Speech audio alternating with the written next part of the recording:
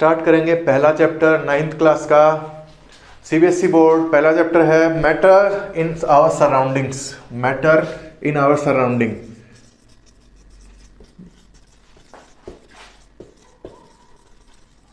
ये हेडिंग इसमें डाल दिया है, मैटर इन आवर सराउंडिंग्स। अब ये पहला चैप्टर क्यों होता है, हम ये वाला चैप्टर क्यों पढ़ते हैं, मैटर क्या होता है। अब फिजिक्स की बात आती है तो फिजिक्स का क्या मतलब है, फिजिक्स क्या होता है, फिजिक्स क्यों पढ़ते हैं, फिजिक्स क्या मतलब है इसका, ये सब चीज़ें जानने की ज़रूरत है क्योंकि आप 9th क्लास में अभी शुरू कर रहे हैं। 9th क्लास में बेस होता है 11th 12th का, तो इसलिए आपको पता होना चाहिए कि फिजिक्स है क्या। फिजिक्स हमारे चारों तरफ के ऑब्जेक्ट्स की स्टडी को ही फिजिक्स कहते हैं। फिजिकल जो चीज़ें हैं उनकी स्टडी को फिजिक्स कहते हैं। और फिजिकल चीज़ें कौन कौन सी हैं चारों तरफ, कुछ भी चारों तरफ है आपके, हवा, नदी, चारों तरफ झरने, पहाड़, बस, ट्रक, रोड, घर, सब कुछ चारों तरफ जो फिजिकल ऑब्जेक्ट है वो हमारा फिजिक्स में इन्वॉल्व हो जाता है। यही नहीं, ब्रह्मांड में जितनी भी चीज़ें हैं, यूनिवर्सल जो चीज़ें हैं, यूनिवर्सल बॉडीज़ जैसे प्लैनेट्स हैं, एस्ट्रॉइड्स हैं, ये सब चीज़ें भी उसमें आती हैं। तो फिजिक्स की बात करते हैं तो ये फिजिकल चीज़ों पे जो स्टडी किया जाता है उसको फिजिक्स हम कह सकते हैं। आप ये मान के चल सकते हो कि फिजिकल चीज़ों की स्टडी करते हैं। अब फिजिकल चीज़ों में क्या स्टडी करना है हमें, फिजिकल चीज़ें हैं, फॉर एग्जांपल आप कुछ भी ले लो फिजिकल, जैसे कि एक रेत जो जिसे सैंड बोलते हैं, सैंड के जो छोटे छोटे पार्टिकल्स हैं, क्या वो फिजिक्स में आते हैं? हाँ, वो फिजिक्स में आते हैं। छोटे छोटे पार्टिकल्स से लेके बड़े से बड़ा ऑब्जेक्ट भी फिजिकल चीज़ ही है। अब ये छोटे छोटे पार्टिकल्स हैं कि किससे मिलकर बने होते हैं, कि छोटा सा जो पार्टिकल है सैंड का, ये किससे मिलकर बना होता है।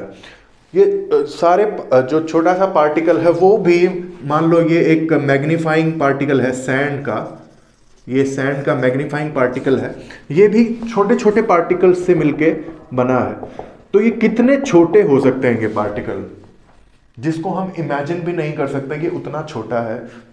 बहुत बहुत बहुत छोटे छोटे पार्टिकल से मिलके ये सैंड का पार्टिकल बना है। आप ये अभी मान के चलिए कि बहुत ही छोटे पार्टिकल से मिलके कोई भी ऑब्जेक्ट, कोई भी फिजिकल बॉडी बनती है। समझ में आ गया इतना? अब बेसिक सी चीज है ये।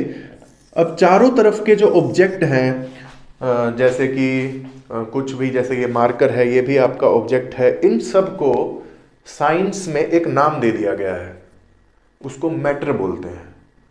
साइंस के पर्टिकुलर साइंटिस्ट ने उसको एक नाम दिया है मैटर। तो हम ऐसे सभी चीजों को मैटर बोल सकते हैं, MATTER, मैटर। अब मैं अगर एग्जाम्पल आपको लिख के बताना चाहूँ तो एग्जाम्पल कौन कौन से हो सकते हैं हमारे चारों तरफ। फॉर एग्जाम्पल एयर भी मैटर है, ठीक है, अर्थ है, वाटर है, ऐसी बहुत सारी चीज़ें हैं, जैसे सैंड है, ठीक है, मार्कर है, ये बोर्ड भी मैटर है। ऐसी बहुत सारी इनुमरस चीज़ें हैं जिनको गिना भी नहीं जा सकता। सारी चीज़ें जो है वो मैटर ही हैं। तो मैटर के बारे में हम स्टडी इसमें करते हैं। मैटर इन आवर सराउंडिंग्स आपका फर्स्ट चैप्टर है, इसलिए हम मैटर के बारे में स्टडी करते हैं। अब स्टडी किसी चीज़ की करते हैं तो उसमें क्या बताना चाहिए हमें। स्टडी किसी भी चीज़ की, अगर मेरे बारे में कोई स्टडी करे तो मेरे बारे में क्या बताएगा भाई, इसका ये कैसी, इसका कैरेक्टरिस्टिक्स क्या है, कैसी बातचीत करता है, हाइट क्या है, वेट क्या है, कितना पढ़ा लिखा है, यही सब चीज़ें जानेंगे। वैसे ही हमें अगर छोटे से ऑब्जेक्ट की स्टडी करनी है तो हम क्या बताएंगे भाई, उसके बारे में बताएंगे कि वो किससे मिलकर बना है, उसके पार्टिकल कितने छोटे हैं, उसकी क्या क्या प्रॉपर्टीज़ हैं, वही सब बातें उसमें आते हैं। तो हम पहले बात कर सकते हैं कि कैरेक्टरिस्टिक्स ऑफ मैटर, एक टॉपिक है कैरेक्टरिस्टिक्स ऑफ मैटर। इसमें हम क्या बताते हैं, मैटर का क्या पता होना चाहिए कि ये किससे मिलकर बना है, ठीक है, छोटे छोटे पार्टिकल्स से मिलकर बना है और वो पार्टिकल्स कितने छोटे हैं, ठीक है। ये दो बातें उसमें कैरेक्टरिस्टिक्स ऑफ मैटर में आ जाएंगी। और उसकी स्टेट क्या है पार्टिकल की। अब ये जो मैटर है, कैरेक्टरिस्टिक्स ऑफ मैटर में एक तो ये कॉन्स्टिट्यूएंट पार्टिकल। कॉन्स्टिट्यूएंट का मतलब जिससे मिलकर बना है, जिससे मिलकर बना है, मतलब छोटे छोटे पार्टिकल से मिलकर बना है, तो हम उसको कॉन्स्टिट्यूएंट पार्टिकल बोल सकते हैं। ठीक है, मिलकर बना है कॉन्स्टिट्यूएंट पार्टिकल। अब ये पार्टिकल कितने छोटे हैं, यहां पे लिख देता हूं, कितने छोटे कण हैं। पार्टिकल्स को हिंदी में कण कहते हैं, वो लिख देता हूं। अब इंग्लिश में लिखना चाहो तो how small these particles are. तो ये ऐसी चीज है जो आपको बिल्कुल पता होनी चाहिए, ये बहुत ही छोटे हैं, जिनको हम इवन वी कांट इमेजिन, हम उसको अनुमान भी नहीं लगा सकते, बहुत बहुत बहुत छोटे पार्टिकल हैं। तो ये दो हम कैरेक्टरिस्टिक्स ऑफ मैटर में लिख सकते हैं। कॉन्स्टिट्यूएंट पार्टिकल कॉन्स्टिट्यूएंट पार्टिकल क्या है इसका, वेरी स्मॉल पार्टिकल्स। तो एक बार फिर से बता देता हूं, कैरेक्टरिस्टिक्स ऑफ मैटर, अगर आपसे कोई पूछ लेता है कि मैटर की दो कैरेक्टरिस्टिक्स मुझे बताइए, तो हम उसको बता देंगे भाई जो मैटर है वो बहुत ही छोटे छोटे कणों से मिलकर बना होता है। और ये कण कितने छोटे होते हैं, ये इतने छोटे होते हैं कि उसको हम आंखों से देख नहीं सकते, माइक्रोस्कोपिक उसका व्यू होता है, बहुत ही सूक्ष्म होते हैं, बहुत ही माइक्रो साइज्ड होते हैं, छोटा साइज होता है उनका बहुत, और उसको हम इमेजिन भी नहीं कर सकते, इतना छोटा वो पार्टिकल हो सकता है।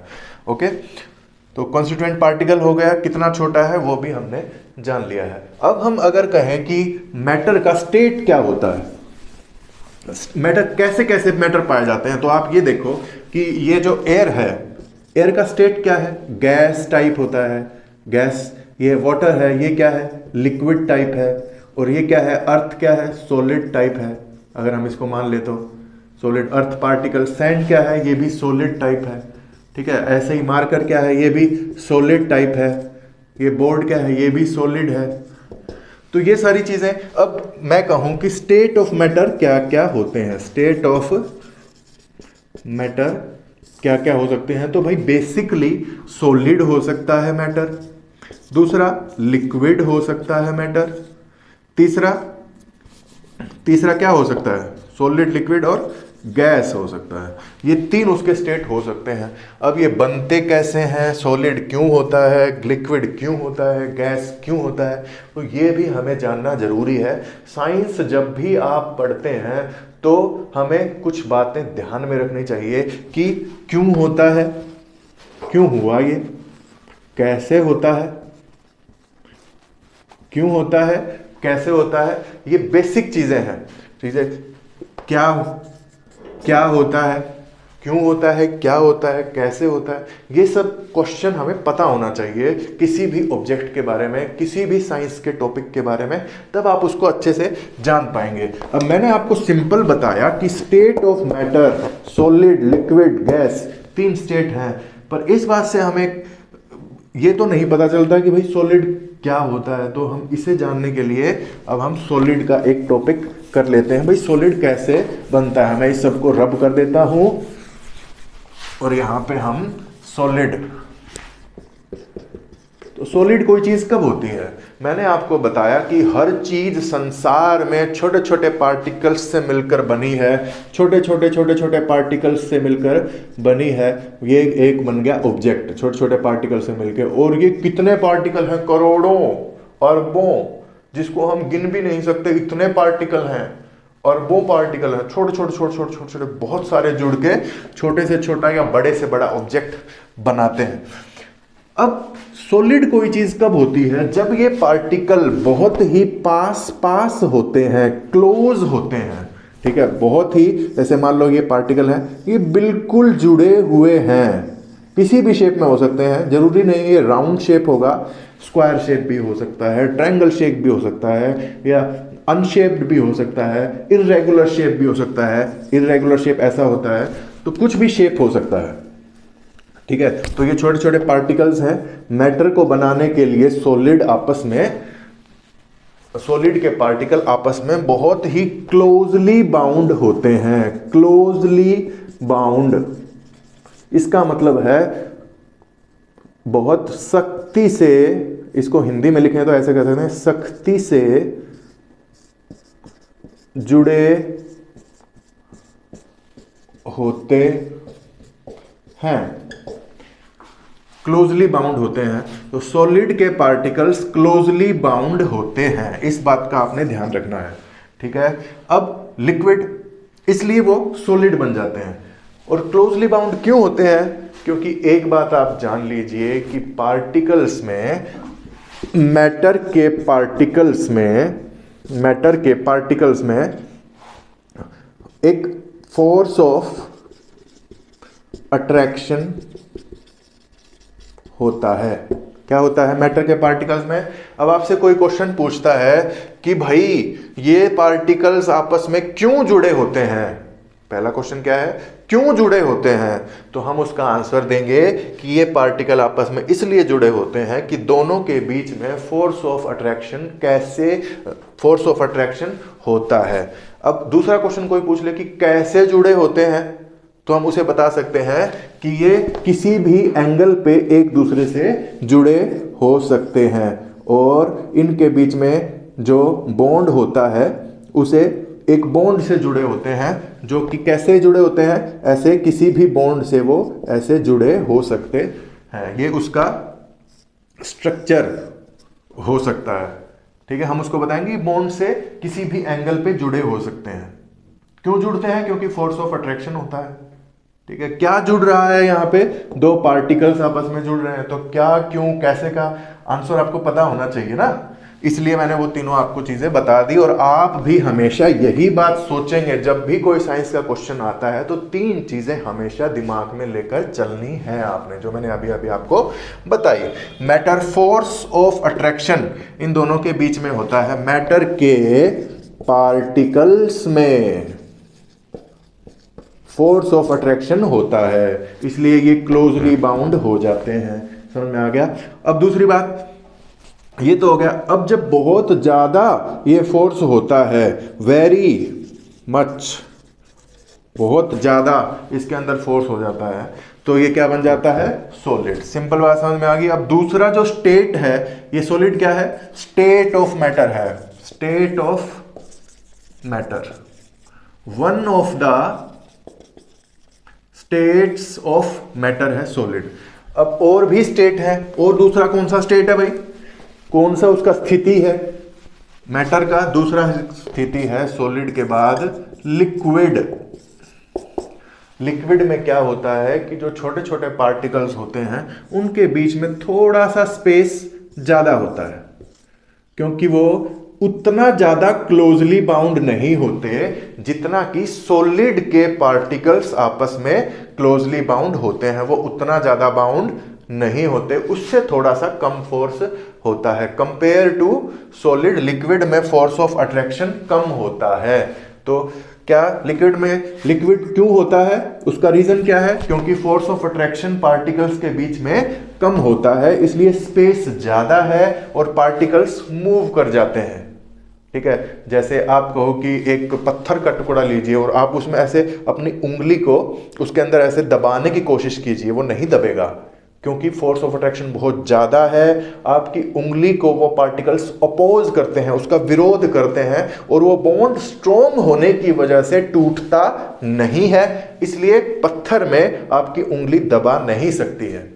लेकिन जब आप बहुत ज्यादा फोर्स लगाते हैं, बहुत तेज हथौड़ा मारते हैं, तब वो पत्थर टूट जाता है, क्योंकि बहुत ज्यादा फोर्स लगाने से वो पार्टिकल को आप अलग अलग कर देते हैं। बहुत तेज खींचते हैं तो वो टूट जाता है, सॉलिड टूट जाता है। अब वैसे ही लिक्विड है, पानी का एक गिलास लीजिए, आप उसमें से उंगली से दबाने की कोशिश कीजिए, उंगली तो पूरी अंदर चली जाएगी उसमें। क्यों?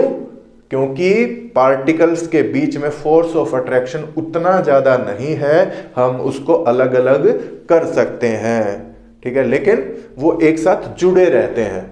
लिक्विड को हम ऐसे जो मैटर है, ऐसा जो मैटर है, उसे हम फ्लूइड भी कहते हैं, फ्लूइड भी कहते हैं। क्या कहते हैं?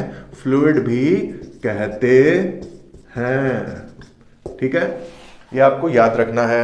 अब तीसरा स्टेट ऑफ मैटर क्या है? गैस। अब आप अज्यूम कर ही चुके होंगे, आपको पता ही है कि जो पार्टिकल है उसके बीच में फोर्स ऑफ अट्रैक्शन बहुत ही कम होता है। और एक खास बात कि इसकी कोई बाउंड्री भी नहीं होती है जब तक कि हम बाउंड्री डिफाइन ना करें। फॉर एग्जाम्पल, एक बहुत ही फेमस एग्जाम्पल है कि अगर आप घर में अगरबत्ती जलाते हैं तो आप देखते हैं कि जैसे ही अगरबत्ती जलाया तो 1 2 4 5 सेकंड में आप देखोगे कि वो पूरे घर में फैल जाती है। तो पार्टिकल्स जो हैं वो फ्री होते हैं। इसके पार्टिकल्स क्या होते हैं? फ्री टू मूव होते हैं। और फोर्स ऑफ अट्रैक्शन जो है वो बहुत ही कम होता है। फोर्स ऑफ अट्रैक्शन क्या होता है इसमें? यहाँ पे लिख देता हूँ। मान लो ये गैस है और इसके पार्टिकल्स बहुत दूर दूर हैं। ये सारे पार्टिकल्स हैं गैस के, बहुत दूर दूर हैं। इसमें फोर्स ऑफ अट्रैक्शन बहुत ही कम होता है। फोर्स ऑफ अट्रैक्शन, इसको लिख रहा हूं मैं, force of attraction F A लिख देता हूं एक बार। फोर्स ऑफ अट्रैक्शन कम होता है, कम होता है। ठीक है, बहुत ज्यादा कम होता है एक्चुअल में। तो ये 3 स्टेट हो गई, सॉलिड, लिक्विड, गैस। ये आपको जानना है, बेसिक जानने में, इससे ज्यादा जरूरी नहीं है। अब आपको हम बताते हैं कि इसका अलग अलग प्रॉपर्टीज क्या क्या हो सकती हैं, उस बारे में जान सकते हैं हम। अभी अलग अलग प्रॉपर्टीज, जैसे कि सॉलिड है, एक एग्जांपल लेके चलते हैं हम, वैसे ही आप उसको एनालॉजी से समझ सकते हैं। हम वाटर लेकर चलते हैं, मैटर, एग्जाम्पल क्या है? वाटर। इजी मतलब एग्जाम्पली ग्रेशिया, फॉर एग्जाम्पल, एग्जाम्पली ग्रेशिया, इसलिए इसको इजी लिखा जाता है, इजी, फॉर एग्जाम्पल। ठीक है, एग्जाम्पली ग्रेशिया। वाटर लेके चलते हैं। वाटर 3 स्टेट में पाया जाता है। आपने देखा होगा कि जब फ्रिज के अंदर, रेफ्रिजरेटर के अंदर छोटे छोटे हम आइस क्यूब भी बना लेते हैं तो वो कैसा होता है? Solid, solid water. Water liquid भी पाया जाता है और वाटर गैस स्टेट में भी पाया जाता है, जिसे हम वेपर कहते हैं। क्या कहते हैं? वेपर। लिक्विड में क्या मिलता है? सिंपल वाटर मिलता है। ठीक है, वाटर इन लिक्विड स्टेट। ये क्या मिलता है? आइस की स्टेट में। आइस, वाटर और वेपर, ये तीनों ही वाटर के स्टेट हैं अलग अलग। क्यों है अलग अलग स्टेट? क्योंकि अलग अलग टेम्परेचर पे वाटर का बॉन्ड, वाटर का संबंध, अपने ही मॉलिक्यूल्स में वाटर का संबंध कम या ज्यादा होता है। क्यों है? क्योंकि अलग अलग टेम्परेचर पे वाटर के मॉलिक्यूल्स का संबंध एक दूसरे के साथ कम या ज्यादा होता है। इसलिए क्यों का जवाब आपको मिल गया। ठीक है, अब आइस, वाटर और वेपर के बारे में जान रहे हैं। अब आइस क्यों बनता है? क्योंकि टेम्परेचर लो होने पर इसके जो पार्टिकल्स हैं वो एक दूसरे के समीप आकर जुड़ जाते हैं और वो वाटर जो होता है वो आइस में कन्वर्ट हो जाता है।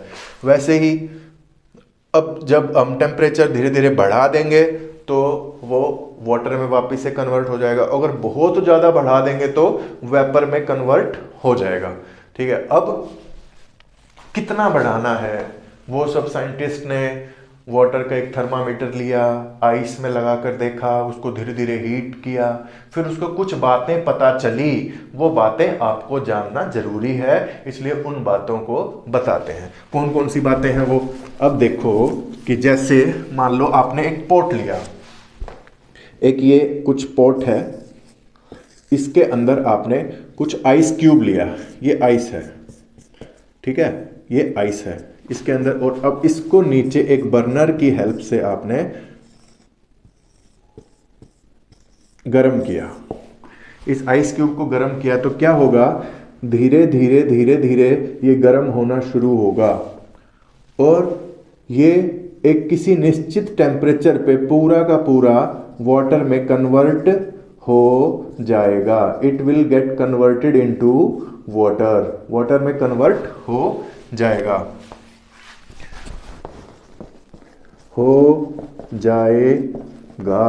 वाटर में कन्वर्ट हो जाएगा। तो वो क्यों हो जाता है भाई? क्योंकि जब हम इसको हीट देते हैं तो हम उसको आइस में क्या डालते हैं, एनर्जी दे रहे हैं। आइस में क्या डालते हैं, एनर्जी। किस फॉर्म में, हीट की फॉर्म में हम इसको एनर्जी देते हैं। Energy in the form of heat ice में जब ऐड होती है तो क्या होता है, it will start breaking the bond, it will start, या फिर कहें बॉन्ड्स बिटवीन पार्टिकल्स, या कहें bond between particles will start to break themselves।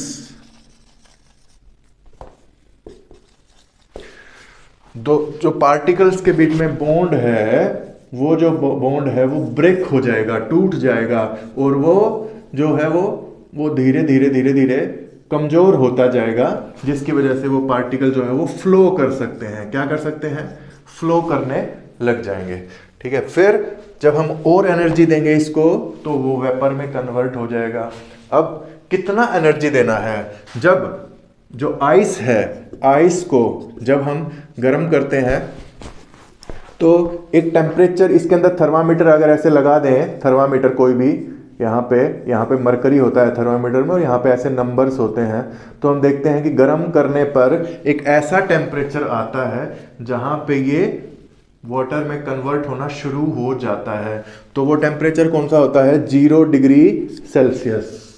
0 degree Celsius, Celsius अगर थर्मामीटर है, सेल्सियस जिसका मान हो, सेल्सियस में जब मापते हैं तो 0 डिग्री सेल्सियस में वो थर्मामीटर शो करता है। एक थर्मामीटर होता है केल्विन स्केल का, केल्विन ने वो थर्मामीटर बनाया था तो उसके नाम पे ही केल्विन स्केल का थर्मामीटर नाम रख दिया गया। केल्विन उसका माप होता है, यूनिट उसका केल्विन होता है, इसका सेल्सियस यूनिट होता है।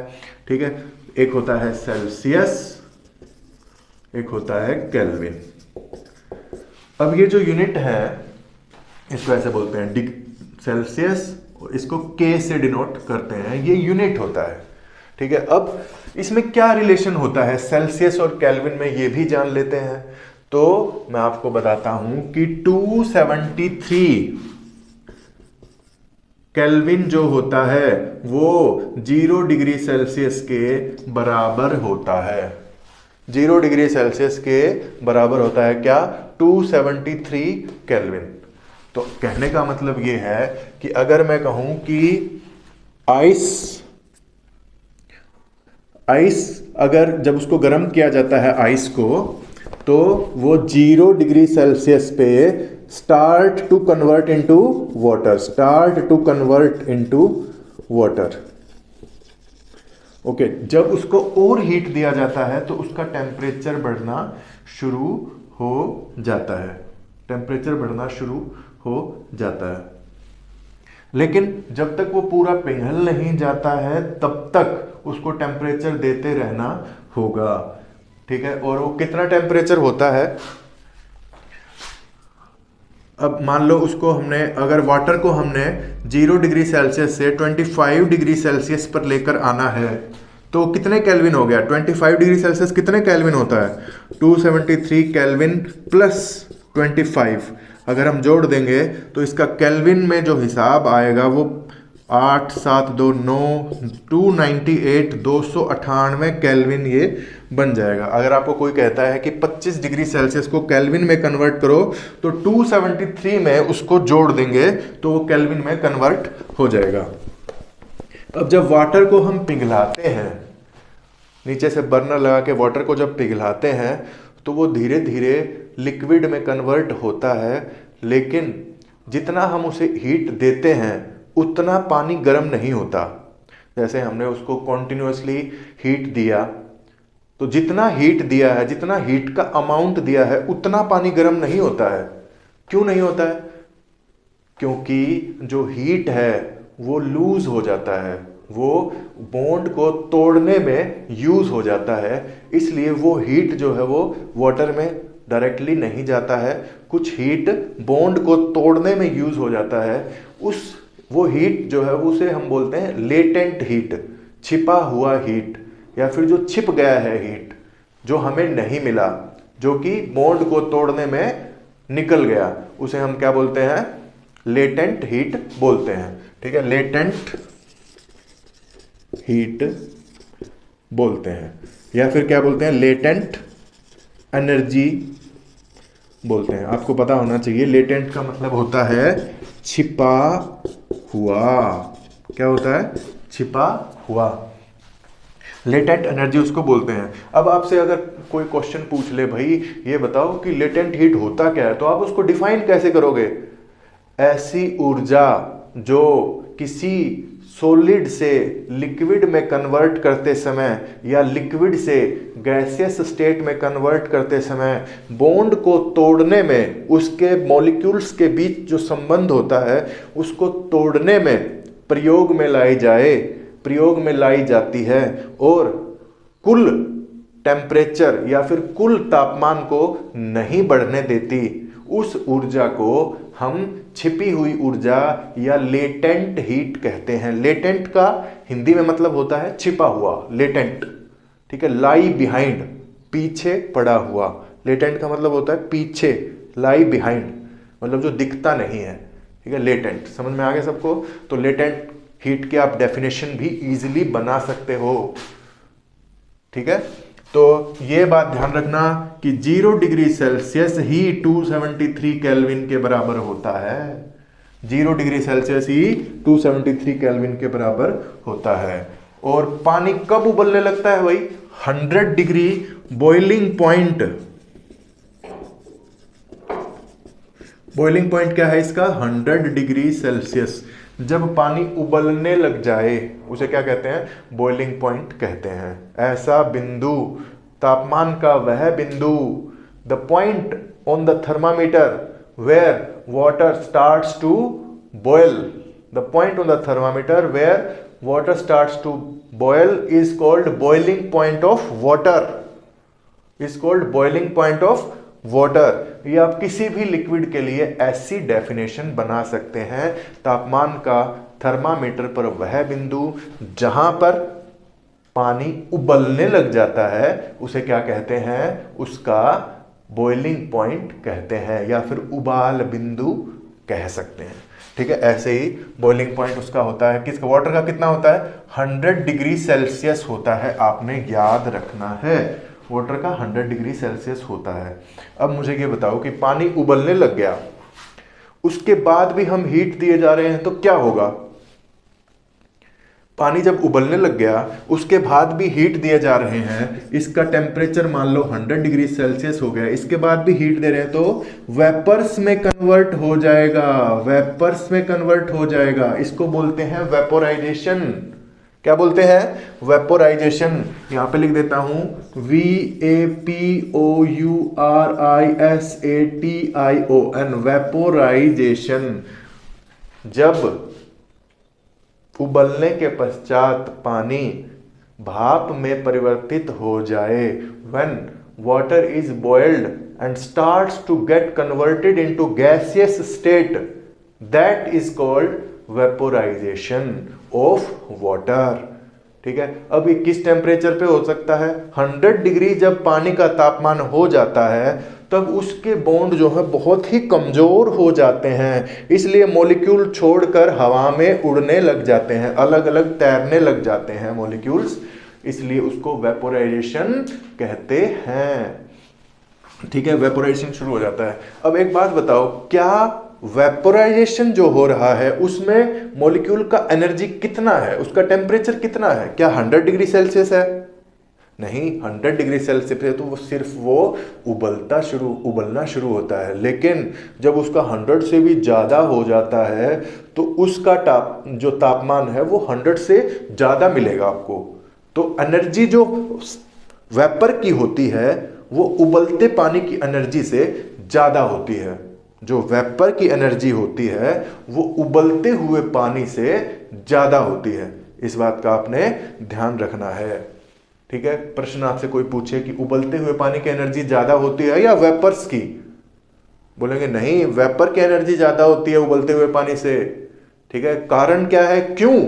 क्योंकि जब उबलते हुए पानी को अत्यधिक तापमान दिया जाता है जो कि 100 डिग्री सेल्सियस से भी ज्यादा होता है, तब जाकर मॉलिक्यूल्स में इतनी एनर्जी आती है कि वो एक दूसरे को छोड़ देते हैं, या फिर कहें कि मॉलिक्यूल्स के अंदर जो बॉन्ड होता है उसको वो तोड़कर उड़ जाते हैं। इस तब क्या बनता है? वेपर बनता है। आपको इस बात का पूरा ध्यान रखना है, ठीक है। अब मैं कुछ और बातें आपको बताऊंगा उस बारे में। ये पूरा चैप्टर मैटर इन सराउंडिंग्स आपको समझ में आ जाएगा।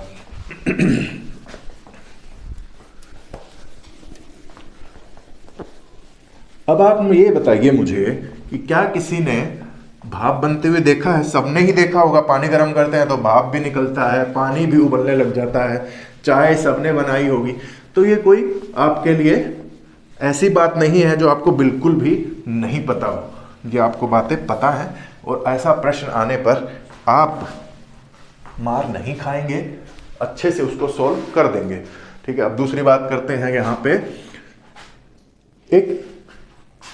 मैंने आपको बताया कि सॉलिड से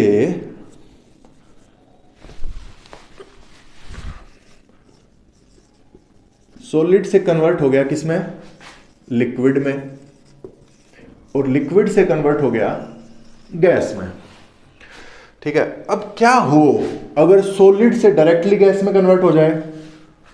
तो आपने देखा होगा कि हमारे घर में वाइट कलर की कपूर की गोलियां रखी जाती हैं, उसे नेफ्थलीन बॉल्स भी बोला जाता है, ठीक है। कपूर की गोलियां या नेफ्थलीन बॉल्स भी बोला जाता है। नेफ्थलीन बॉल्स छोटी छोटी गोलियां होती हैं ऐसे, और उसको बिस्तर में या बाथरूम्स में या घर के मॉइस्टी कॉर्नर्स में, जहाँ पे थोड़ा सा ऐसे मॉइस्ट हो जाता है या मस्क आता है, स्मेल आने लगता है, वहाँ पे हम ये रख सकते हैं, ठीक है। इसको बोलते हैं नेफ्थलीन बॉल्स।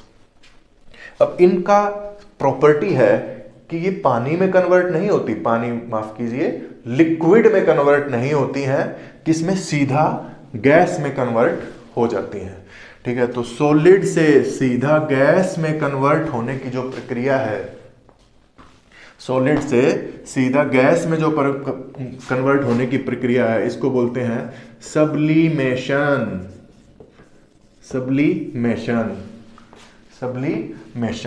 सॉलिड से गैस में आपने देखा उसको सब्लिमेशन बोलते हैं। अब गैस से जब सॉलिड में कन्वर्ट होता है तो आप देखें कि छोटे छोटे जो गैस के पार्टिकल हैं वो किसी सरफेस से बार बार टकराने से अपनी एनर्जी लूज कर देते हैं वो पार्टिकल, और उसकी वजह से वो एक दूसरे के साथ चिपक जाते हैं। तो इसको बोलते हैं डिपोजिशन, डिपोजिट हो जाते हैं, इसलिए डिपोजिट वर्ड से बना है डिपोजिशन।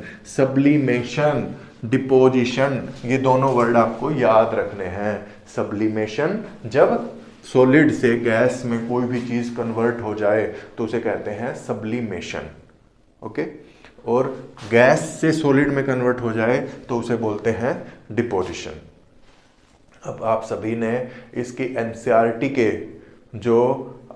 की बुक उठानी है, और उसमें जो जो क्वेश्चन दिए हुए हैं वो सारे क्वेश्चन के आंसर आप कर पाएंगे, और उसको अपनी ही भाषा में, कहीं पर देखना नहीं है, अपनी ही भाषा में उसको लिख देना है। और अगली क्लास में मैं आपको वो सारे क्वेश्चन जो हैं आप जो लिख के लेकर आएंगे उसके आंसर बताता जाऊंगा, और आप अपने जो आंसर्स हैं उन पर टिक करते रहिए, कौन सा गलत है कौन सा सही है, और वही जो कॉपी आप बनाएंगे वो आपके एग्जाम्स में आपको काम आएगी। और हम बहुत अच्छे से इसको पढ़ेंगे ताकि हम प्रैक्टिकल्स भी कर सकें और आम जिंदगी में आपको ये लेक्चर काम आ सके। आज के लिए टॉपिक यहीं पर ख़त्म करते हैं।